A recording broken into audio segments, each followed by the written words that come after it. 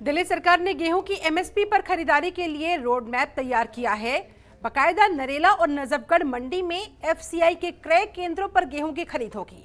जनतंत्र टीवी की टीम ने नरेला मंडी पहुंचकर जायजा लिया तो अधिकारी दफ्तर में पहुंचे ही नहीं थे। इससे किसान काफी मायूस नजर आए। वहीं उन्हें इस बात की खुशी है कि सरकार की तरफ से एमएसपी पर गेहूं की खरीद हो रही है। देखिए,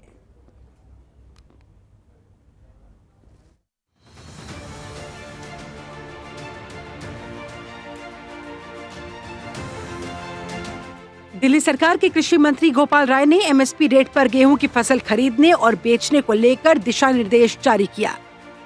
उन्होंने साफ कहा, नरेला अनाज मंडी और नजफगढ़ अनाज मंडी में एफसीआई और मंडी संबंधित विभाग के अधिकारी एक काउंटर लगाएंगे, जिस पर किसान जाकर अपना रजिस्ट्रेशन करवा सकते हैं, अपनी फसल को एमएसपी रेट पर आसानी से बेच सकते हैं। कि दिल्ली के अंदर नरेला कृषि मंडी में और नजफगढ़ कृषि मंडी में दोनों जगहों पर एमएसपी के आधार पर खरीदारी केंद्र शुरू किए जा रहे हैं।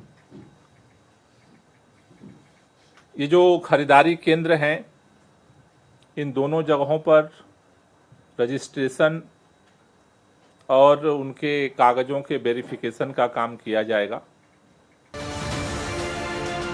दिल्ली सरकार के दिए हुए इस दिशा निर्देश पर किस तरह से अधिकारी काम कर रहे हैं, इसी बात का रियलिटी चेक करने के लिए जनतंत्र टीवी की टीम नरेला अनाज मंडी पहुंची। लेकिन जिस तरह से कृषि मंत्री गोपाल राय के द्वारा बताया गया था, दावा किया गया था, उनके मुताबिक ऐसा कुछ भी यहाँ नहीं दिखा। सब कुछ उल्टा पाया गया, क्योंकि अनाज मंडी के दफ्तर में कोई भी अधिकारी मौजूद नहीं था और किसान रजिस्ट्रेशन कराने वाले अधिकारी न मिलने के चलते वापस घर लौट रहे थे, तो कुछ अन्य आढ़तियों के पास फसल के दाम लगवाते मिले।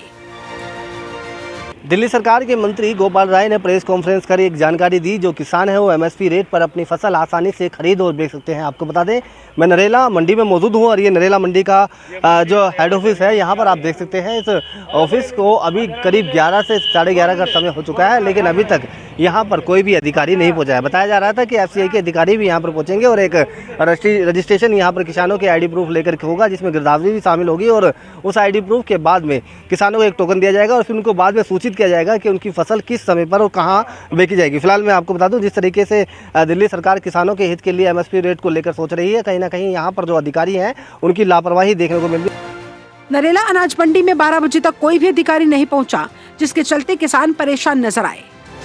यहाँ जी अखबार में रेट लेकर रहा है गेहूँ का जी 2015 का रेट लेकर रहा है, तो अखबार का पढ़ते हैं हम, जो खतौनी जो है जमा करते हैं, कागज इसके बाद टोकन मिलेगा, नंबर आता 2-3 दिन। हाँ, 2-3 दिन में जी बताओगे, आप पे फोन कर देंगे जी, आप अपना माल ले आइए। इसीलिए माल ले आकर यहाँ गिर देंगे। सरकार ने जो योजना बनाई है वो कितने फायदेमंद लग रही है आपको? फायदेमंद इसमें यह है कि मतलब इकट्ठा पैसा आ जाता है, इकट्ठी बिक्री हो जाती है एकदम। अब जो पेपर में लिखा है तो देख के तो आ गए, जमा करने टोकन मिल जाए, फिर 1-2 दिन में फोन आएगा तो हम अपना माल ले आएंगे। हाँ, तो अभी क्या लग रहा है, पहले के मुकाबले में कितना फायदा हो सकता है आपको इसमें? नहीं, फायदा क्या, फायदा ठीक है, पर जो पैसा होता है वो इकट्ठा आ जाता है। ये तो नहीं कि आधी ट्रॉली उसने ले ली, आधी ट्रॉली उसने ले ली। मैसेज ये मिला पिछले साल के मुकाबले अब यार एमएसपी रेट पे फसल का दाम मिल रहा है और ज़्यादा परेशानी नहीं हुई जो पिछले साल हो रही थी, जैसे फरद की को पिलाव गिरदावरी लाओ, वो अभी इस बार नहीं है। कितना एमएसपी रेट आया आपके बार? 2025 रुपये। तो अभी यहाँ पर अधिकारी पहुँचे नहीं पहुँचे? आप सुबह अभी अधिकारी तो नहीं है, लेकिन प्राइवेट जो आढ़ती है वो खरीदारी कर रही है। किसानों की फसलें हर साल की तरह अनाज मंडी में बिकने के लिए आ रही है, लेकिन कहीं न कहीं एफसीआई और मंडी संबंधित विभाग के अधिकारियों की लापरवाही के चलते किसान फिर से बिचौलियों के बीच फंसते हुए नजर आ रहे हैं। जब मंडी के दफ्तर के गेट पर कोई भी रजिस्ट्रेशन काउंटर किसानों को नहीं मिल पा रहा, तो किसान मजबूरी में आढ़तियों के पास जा रहे हैं। औने पौने दामों में अपनी फसल बेचने के लिए मजबूर है।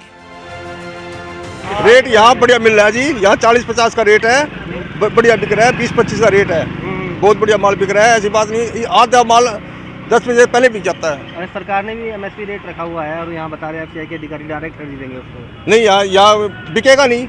क्यों? यहाँ रेट तेज रहता है, हमेशा रेट तेज रहता है, तो किसानों को फायदा हो रहा है। किसानों को फायदा है, किसान यहाँ बेच कर आती है, यहाँ किसान दूसरे तीसरे दिन पेमेंट ले जाता है, वहाँ महीने 1.5 महीने पेमेंट मिलती है। फिलहाल जरूरत है जो दिशा निर्देश कृषि मंत्री गोपाल राय ने किसानों के फायदे के लिए दिए, उन पर आधिकारिक तौर पर गंभीरता से काम किया जाए, अमल में लाए जाए, जिससे किसानों को फायदा हो। वरना जिस तरह से पिछले साल किसानों को अपनी फसल बिचौलियों को सस्ते दाम पर बेचकर जाना पड़ रहा था, इस साल फिर से इस तरह की स्थिति हो सकती है। लेकिन अगर दिल्ली सरकार की तरफ से जो रजिस्ट्रेशन की प्रक्रिया चलाई गई है वो पूरी की जाए तो किसानों का समय तो बचेगा ही, उनको और फायदा भी होगा। एमएसपी रेट की बात मैं बता दूं, इस बार सरकार ने किसानों के लिए जो एमएसपी रेट रखा है वो कहीं ना कहीं 2015 रुपये रखा है और उसी के अनुसार किसान सुबह ही इस अनाज मंडी में पहुंच चुके थे और रजिस्ट्रेशन कराने के लिए यहाँ पहुंचे। लेकिन लापरवाही देखने को मिल रही है कि कहीं ना कहीं यहाँ जो एफसीआई के अधिकारी मंडी के जो अधिकारी थे उनका कोई भी काउंटर लगा हुआ नहीं मिला और कहीं ना कहीं छुट्टी बताते हुए ऑफिस में ताला लगा हुआ मिला है। फिलहाल जो किसान है वो अभी भी चिंतित है कि सरकार ने जो योजना बनाई है क्या उस योजना के तहत अब किसान अपनी फसल बेच पाएंगे या नहीं। नसीम अहमद, जनतंत्र टीवी, दिल्ली। खबरों के निष्पक्ष विश्लेषण के लिए सब्सक्राइब करें Jantantra TV and press the bell icon. Never miss any update.